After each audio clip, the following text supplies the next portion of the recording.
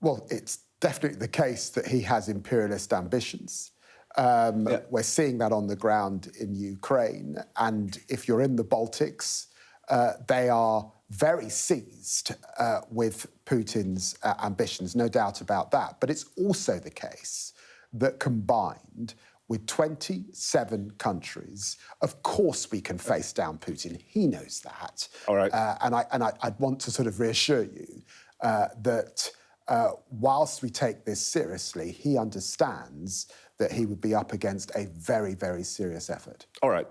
The big news today is the government plans to recognise a Palestinian state. Is that recognition unconditional, or does it depend on, for example, the release of hostages? Ministers have said both.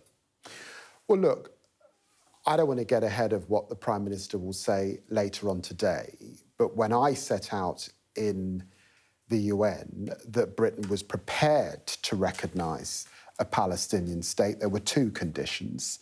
One condition was, of course, unless Israel entered into a ceasefire, and the second condition was also attaching that to a serious process to get to two states.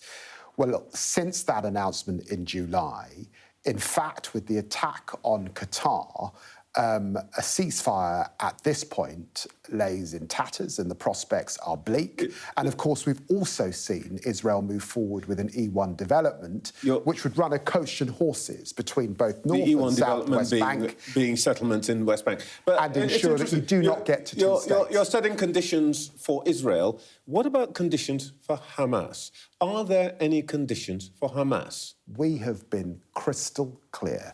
Hamas is a terrorist organisation. There can be no role for Hamas. Actually, as a consequence of the decision that we made back at the end of July, we saw the Palestinian Authority and the Arab League be crystal clear that there can be no role for Hamas, the first time they had done that.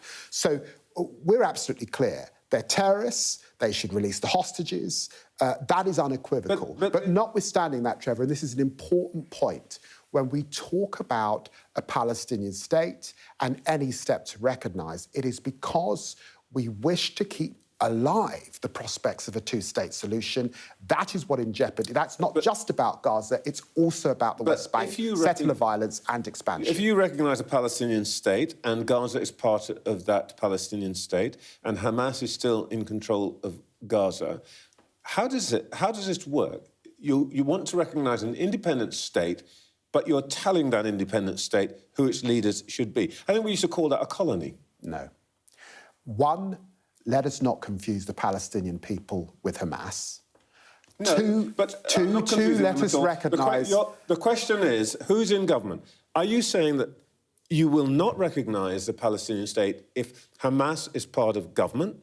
Or are you saying it doesn't matter who's in government and you will recognise them come what may? Trevor, your viewers know that we are some significant distance from two states.